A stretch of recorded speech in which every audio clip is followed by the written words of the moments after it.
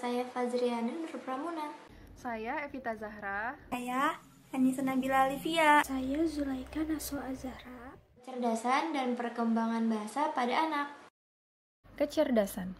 Apa sih kecerdasan itu?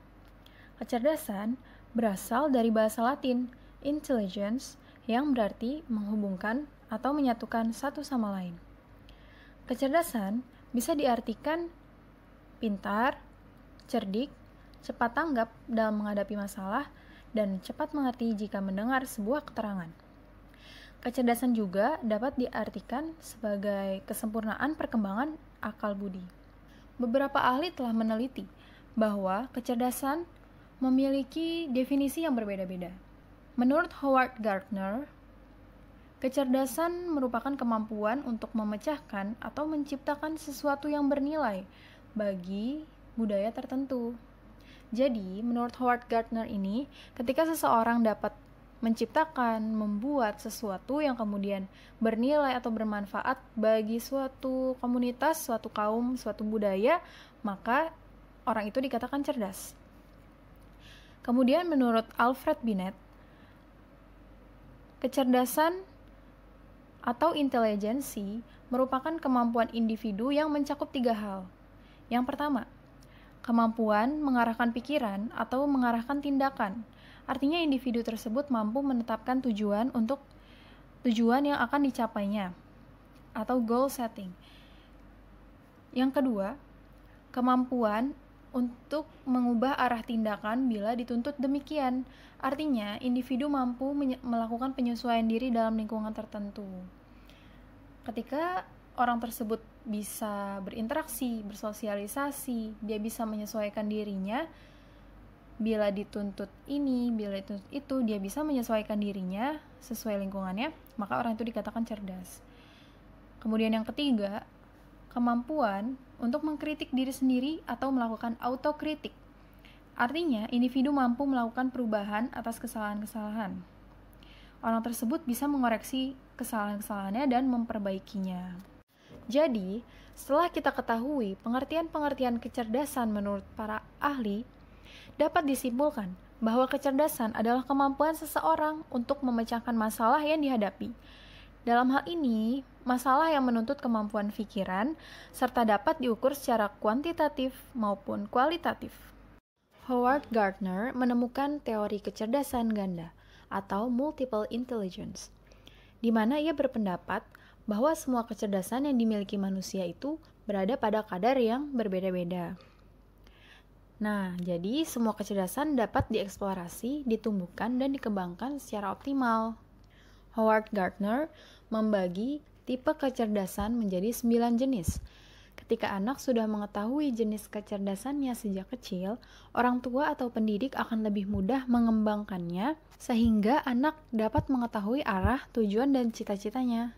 Kecerdasan yang pertama yaitu kecerdasan musikal atau musical intelligence. Musical intelligence adalah kemampuan seseorang untuk mengembangkan, mengekspresikan, dan menikmati bentuk-bentuk musik dan suara. Anak yang memiliki kecerdasan musikal umumnya menyukai banyak jenis alat musik dan selalu tertarik untuk memainkan alat musik. Dan mereka juga mudah mengingat lirik lagu dan peka terhadap suara-suara. Kemudian mereka mengerti nuansa dan emosi yang terkandung dalam sebuah lagu.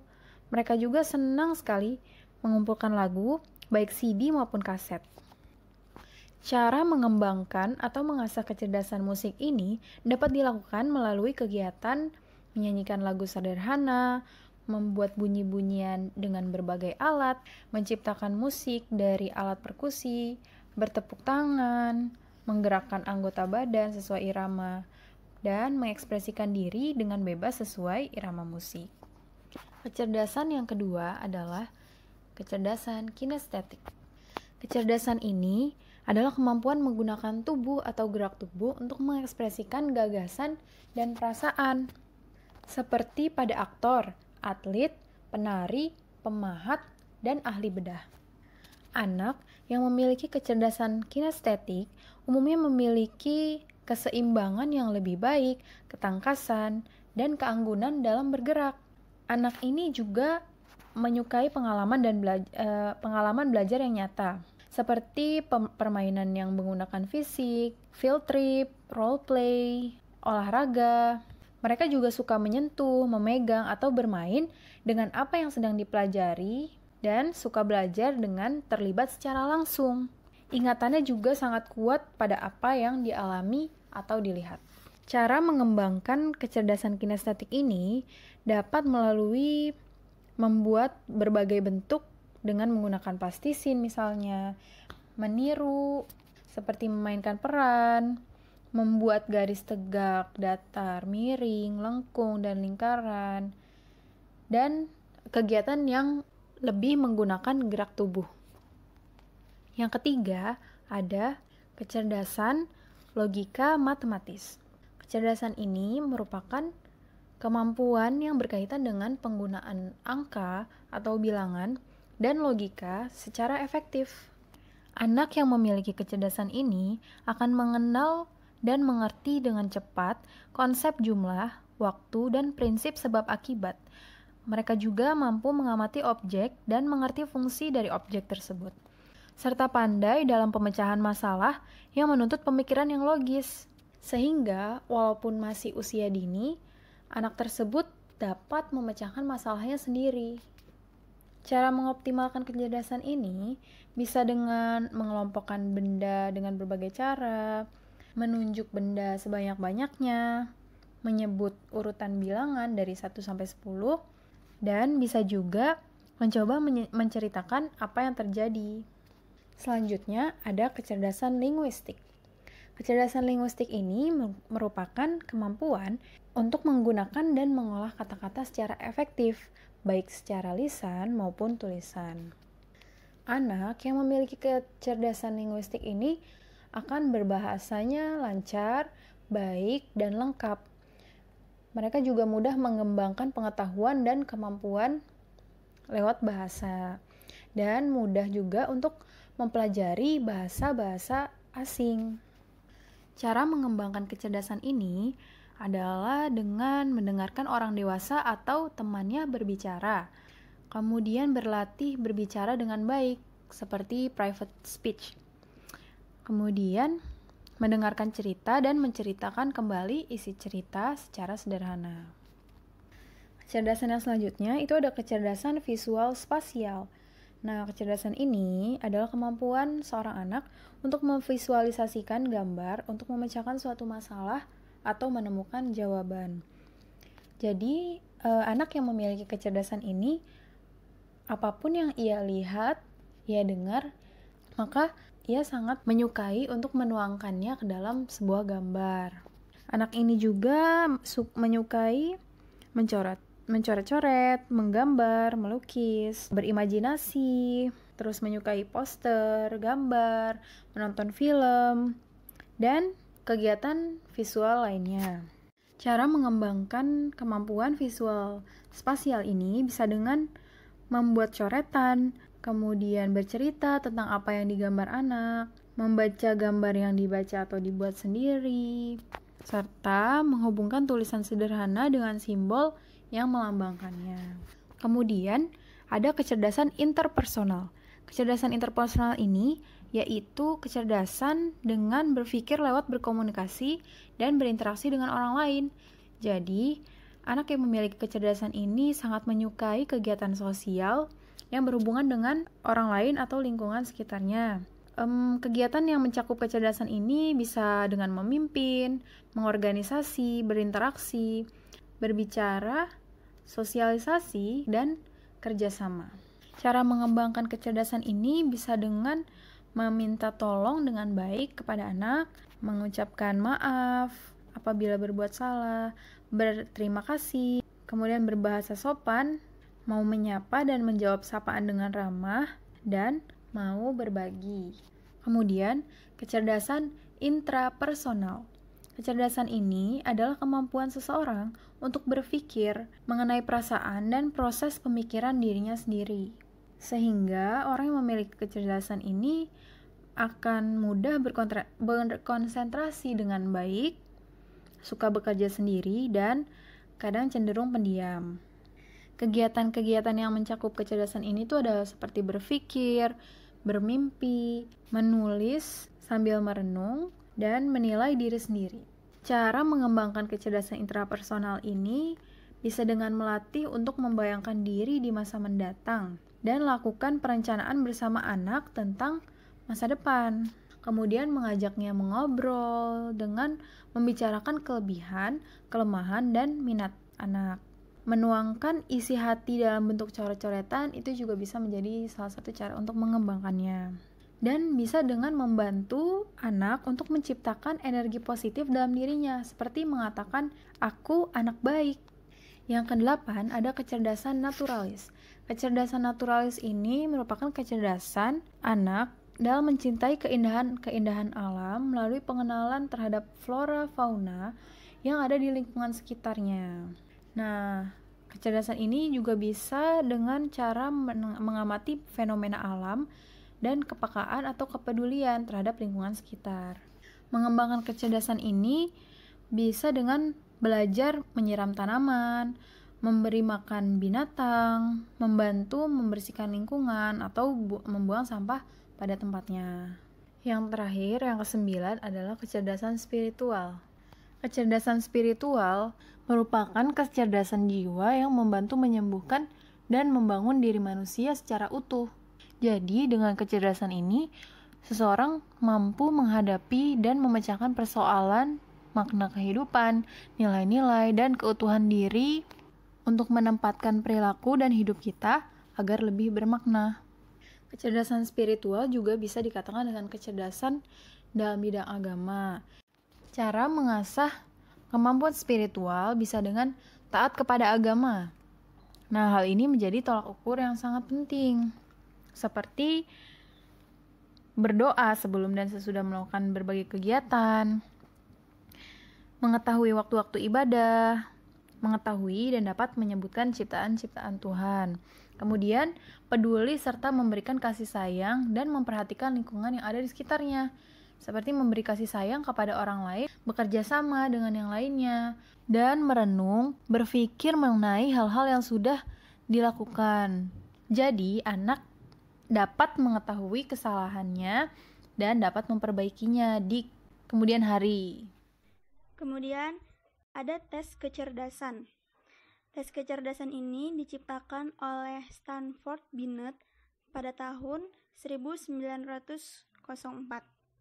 Kementerian Pendidikan Prancis meminta psikolog Albert Binet untuk merancang metode mengidentifikasi anak-anak yang tidak dapat belajar di sekolah.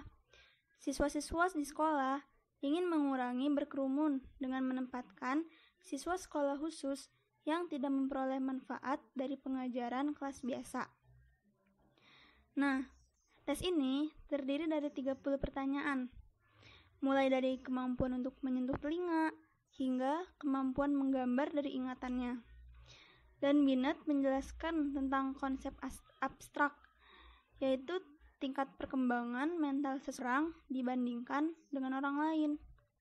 Nah, pada tahun 1912, William Stern menciptakan kecerdasan konsep atau IQ yang merujuk pada usia mental seseorang yang terbagi oleh zaman kronologis. Jadi, jika usia mental berada di atas usia kronologis, maka IQ-nya lebih dari 100. Tapi, jika usia mental berada di bawah usia kronologis, maka IQ-nya kurang dari 100. Misalnya, ini yang usia mental berada di atas usia kronologis. Contohnya nih, anak berusia 6 tahun dengan usia mental 8 akan memiliki IQ 133 karena dia usia kronologisnya 6 tahun. Nah, sedangkan usia mentalnya 8. Berarti dia usia mentalnya berada di atas usia kronologis kan? Nah, dia akan memiliki IQ-nya 133 tuh. Nah, tapi jika usia mental berada di bawah usia kronologis, contohnya nih, seorang anak berusia 6 tahun dengan usia mentalnya 5 tahun, mempunyai IQ-nya 83 karena dia usia mentalnya di bawah usia kronologisnya. seperti itu. Nah, sekarang ini uji Stanford Binet dilakukan secara individual kepada anak usia 2 tahun melalui orang dewasa. Nah, di Indonesia sendiri itu mencakup beragam bahan. Beberapa di antaranya itu memerlukan tanggapan verbal. Nah, yang lainnya tanggapan non-verbal. Misalnya, benda-benda yang mencerminkan tingkat kinerja yang khas pada ujian itu antara lain kemampuan verbal untuk mendefinisikan setidaknya 6 kata seperti oranye dan amplop. Dan kalau kemampuan non-verbalnya itu contohnya seperti menelusuri suatu jalan melalui labirin. Seperti itu. Selanjutnya ada pengaruh hereditas dan lingkungan. Sebagian besar para ahli berpendapat bahwa lingkungan memiliki faktor penting dalam kecerdasan. Dapat diartikan, jika meningkatkan lingkungan yang baik, akan meningkatkan kecerdasan yang baik juga. Biasanya, anak-anak yang putus pendidikan dalam waktu yang lama kemungkinan memiliki kecerdasan yang rendah. Banyak sekali orang tua yang kurang mampu memfasilitaskan lingkungan yang merangsang kecerdasan untuk anak-anaknya. Perlu sekali diadakannya program untuk kegiatan untuk para orang tua agar menjadi pembimbing sekaligus guru yang baik sehingga mereka dapat membentuk anak yang berkualitas dan dapat meningkatkan kecerdasan anak. Ada kesepakatan antar psikolog bahwa kecerdasan dapat dipengaruhi oleh lingkungan dan keluarga. Selama beberapa tahun, banyak perbedaan mengenai tes kecerdasan yang telah berkembang dari satu keinginan untuk membandingkan suatu kelompok dengan kelompok yang lainnya. Apakah kelompok yang satu lebih cerdas dari kelompok yang lain? Membandingkan kecerdasan suatu budaya dengan budaya lainnya. Orang Barat itu menganggap bahwa kecerdasan merupakan kemampuan dalam hal berpikir, sedangkan orang Timur menganggap kecerdasan adalah suatu upaya bagi seseorang untuk berperan dalam sosialisasi. Perkembangan bahasa.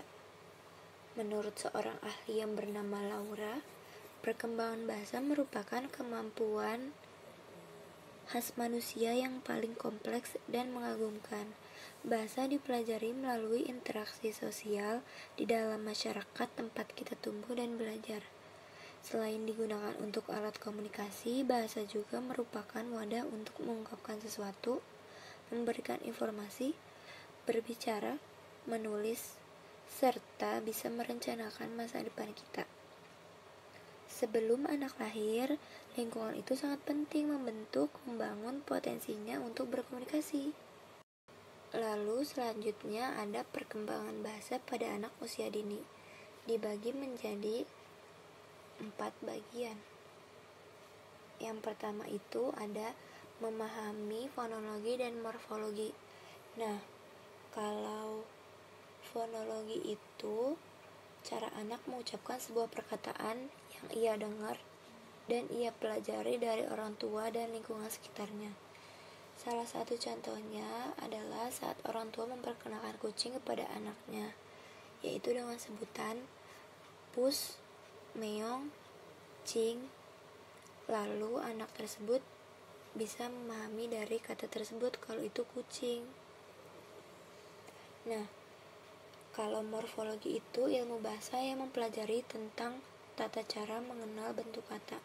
Contohnya, anak kecil mau minta makan sama mamahnya, pasti dia baru bisa berucap mah, mam. Nah, yang kedua ini ada perubahan dalam sintaks dan semantik. Anak ini sudah mulai mengetahui penyusunan kata, subjek, objek, predikat.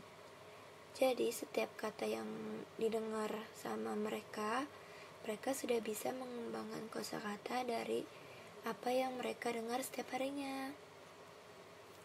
Nah, yang ketiga ini ada kemajuan dan pragmatik. Kemajuan ini terlihat anak mulai ikut serta dalam perbincangan yang panjang. Misalnya, orang dewasa sedang bercerita kalau mereka pernah ke kebun binatang dan bertemu dengan seekor harimau. Lalu anak kecil itu ikut nimbrung ngobrolan dewasa, kayak dia juga cerita kalau misalkan dia pernah ke kebun binatang, terus pernah ngeliat harimau juga. Nah, yang terakhir ini ada literasi dini, itu kayak dibacain buku gitu sama orang tuanya, buku cerita maupun dongeng. Terus diperkenalkan kartu yang ada angka, huruf, atau misalkan di kartu tersebut ada gambar hewan juga. Fungsinya agar anak tersebut bisa melek huruf. Komunikasi nonverbal. Komunikasi nonverbal juga penting dalam interaksi dengan anak. Sudah menjadi tugas para orang tua untuk mengenali dan memahami cara komunikasi nonverbal anak. Ajari atau tuntunlah mereka. Anak-anak berbicara menggunakan bahasanya sendiri melalui gerak tubuh, ekspresi, dan bermacam isyarat. Bahasa nonverbal yang sering dilakukan oleh orang tua kepada anaknya bisa merangsang terbentuknya sinaf syaraf otak sehingga bayi tumbuh cerdas. Selain itu, bahasa nonverbal juga bisa memperkuat ikatan antara orang tua dan anaknya. Komunikasi nonverbal terdiri dari ekspresi wajah, bahasa tubuh, nada, volume, kelancaran, dan kecepatan. Yang pertama, ekspresi wajah. Anak-anak tidak sepandai orang dewasa dalam memilah-milah emosi yang sedang mereka rasakan. Ekspresi wajah mereka jelas menggambarkan apa yang sedang mereka pikirkan atau rasakan. Contohnya seperti jika seorang anak berbicara dengan nada yang riang, kemungkinan besar ia sedang merasa senang. Namun, jika seorang anak mengatakan ia merasa senang, padahal nada suaranya tidak terdengar riang. Sebagai orang tua, mungkin lebih baik menanyakan beberapa hal untuk memastikan apakah anak mengungkapkan perasaannya dengan jujur. Yang kedua, bahasa tubuh. Bahasa tubuh juga merupakan salah satu bahasa nonverbal yang paling umum digunakan oleh anak-anak. Gerakan ini bisa bermacam-macam gabungan antara bahasa tubuh dan pesan yang ingin disampaikan oleh anak. Misalnya, beberapa anak menggerakkan bahunya, atau memukul-mukulkan tangannya ke udara, atau bahkan pergi meninggalkan suatu ruangan dengan berat. Hal ini menunjukkan bahwa mereka sedang marah. Isyarat terkadang diikuti oleh bahasa verbal, namun tidak selalu. Setiap anak itu berbeda. Itulah mengapa penting untuk setiap orang tua mengenali isyarat-isyarat yang coba disampaikan sang anak. Anak-anak pertama belajar bahasa nonverbal dari melihat dan menirukan orang dewasa yang di sekitar mereka. Seperti memperhatikan nada, volume ketika orang dewasa sedang berbicara. Untuk memahami dunia anak-anak, orang tua atau pendidik harus banyak melatih komunikasi nonverbal. Dalam mempelajari bahasa, ternyata seorang anak memiliki keunikannya masing-masing yang sangat menakjubkan. Kalau kita perhatikan, anak lebih cepat mengenal benda ketimbang mendeskripsikannya. Para ahli bahasa menyimpulkan bahwa kata benda adalah kata termudah yang bisa dipakai oleh bayi ketika bahasa mereka belum berbentuk verbal. Ketika umur anak mencapai 2 tahun, anak mulai dapat memakai kata penunjuk seperti ini dan itu. Pada usia ini, anak belum bisa merangkai kalimat yang lengkap, bahkan keterangannya sekalipun. Anak juga belum mampu memahami makna kalimat jika pola atau bentuk kalimatnya dirubah. Jadi, bagaimana anak-anak belajar bahasa? Sebagian anak-anak usia dini, mereka dapat berbicara karena mengikuti kata-kata yang mereka dengar dari lingkungannya. Karena di usia mereka, ingatan memorinya masih kuat. Sehingga mereka mudah berbicara ataupun belajar bahasa dengan hal-hal seperti meniru, interaksi, atau beradaptasi. Yang pertama ada teori meniru atau imitasi. Karena anak memiliki sifat dan kepribadian yang imitatif atau meniru apa yang ia dengar, rasakan, dan ia lihat tanpa mempertimbangkan nalarnya. Anak-anak hanya sekedar meniru dan melakukan apa yang dilakukan dan diajarkan oleh orang dewasa. Maka kita sebagai pendidik atau orang tua harus mengajarkan dan memberikan contoh-contoh yang baik. Imitasi ini sangat mudah dilakukan oleh anak-anak, tetapi belajar melalui peniruan tidak akan berhasil sebagai penjelasan yang lengkap. Karena anak akan menangkap dan menghasilkan gabungan kata yang belum pernah mereka dengar dari orang dewasa, sehingga kata-katanya seringkali tidak utuh. Yang kedua, ada teori interaksi. Banyak anak-anak yang masa kecilnya terasa sangat buruk, karena disebabkan oleh kurangnya interaksi. Karena tingkat perkembangan bahasa anak-anak dipengaruhi oleh komunikasi dan interaksi yang dilakukan dengan orang tua, atau pengasuh, atau pendidiknya. Padahal, interaksi dengan lingkungan sekitar dapat mempengaruhi perkembangan bahasa. Dalam interaksi itu, anak juga dapat belajar untuk mengatasi konflik. Interaksi ini berdampak anak menjadi lebih berkembang kosakatanya dan mempunyai kemampuan untuk mengelaborasi suatu subjek pembicaraan yang lebih luas. Jadi, mereka perlu mendengar banyak bahasa dan dilibatkan untuk merespon pengalaman orang tuanya. Sekian presentasi dari kami. Kurang lebihnya mohon maaf. Assalamualaikum warahmatullahi wabarakatuh.